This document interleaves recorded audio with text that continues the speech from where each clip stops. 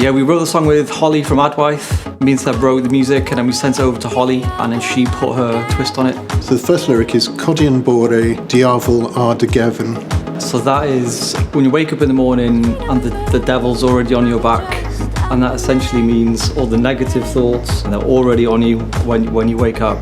The next lyric is Agor dy lygad I weld, so that's open your eyes to see. That lyric is about opening your eyes to your experience around you to try and just get out of those negative thoughts.